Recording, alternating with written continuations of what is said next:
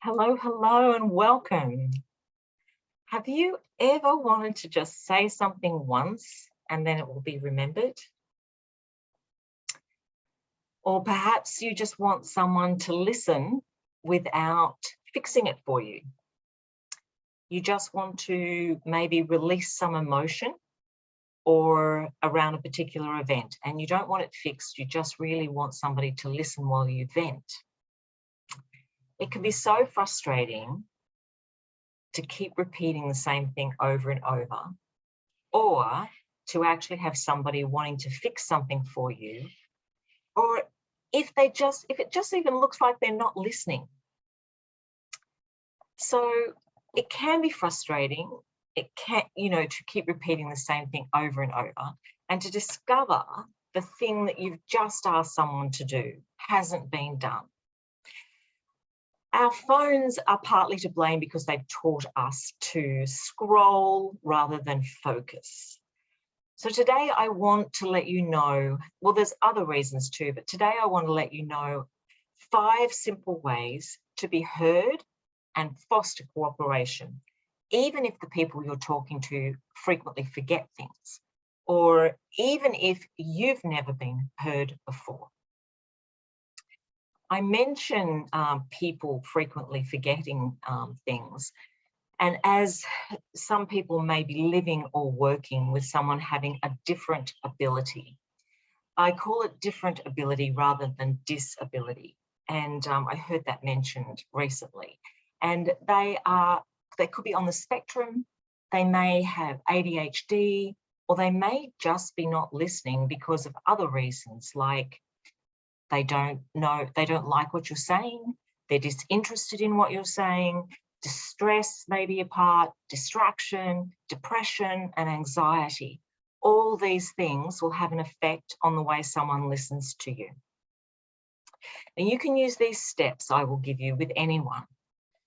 So 5 tips. So the first tip for you to be heard and gain cooperation is value you. Firstly, you need to believe you have something important to say. If you haven't been listened to in the past, there may be something that you're telling yourself that it's just not going to happen this time either. If you don't value it, others won't. So expect things to happen, expect people to listen, and most importantly, value you. The second tip is brevity. So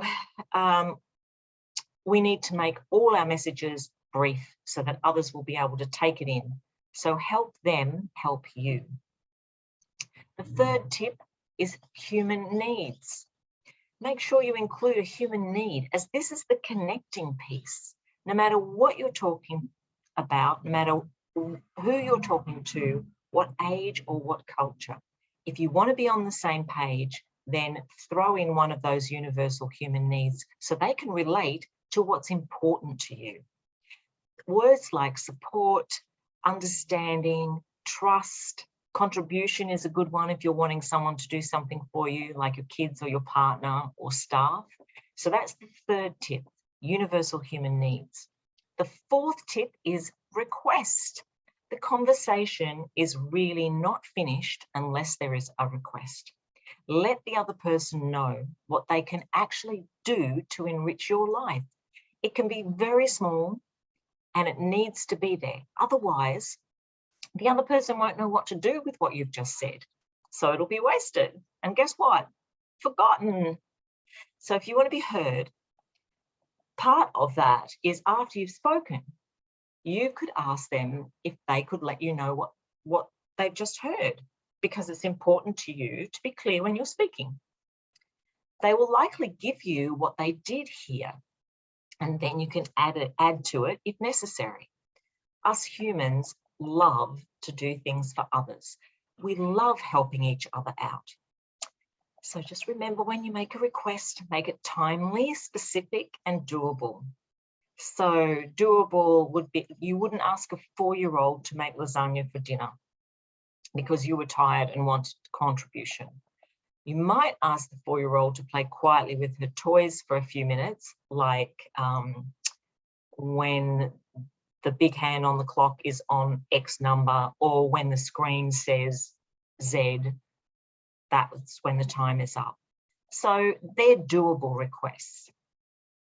So your request needs to include a time frame so that you know that it's going to happen. And if it doesn't for some reason, you can make plans on what to do next. If you've got someone living on the spectrum or ADHD, you could include a visual and auditory cue. And we'll talk more about those things in the next video on my YouTube channel. And it'll probably be called something like visual and auditory cues. I think that's what I called it when communicating with people on the spectrum. Funny enough. So the fourth tip, as I mentioned, requests, they're key. The fifth tip is boundaries. Don't forget your boundaries. Boundaries are not a one-off thing. Sometimes you will need to keep asking or prompting. So you're important. Don't drop what's important to you. We drop things when we tell ourselves, I'm making too much of a big deal about it, or it's too hard, I'll let it go, or I don't want to make waves. So don't buy into that. And don't buy into when someone tells you you're too sensitive.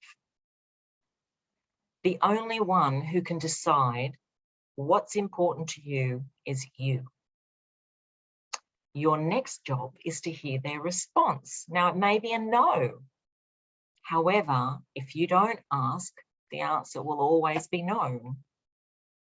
So I hope these 5 tips to be heard, get more attention, and foster cooperation are valuable. Please give the video a like if you enjoyed it, and subscribe, and then you'll be notified so you can catch other juicy tips on communication and cooperation. Thank you so much for listening.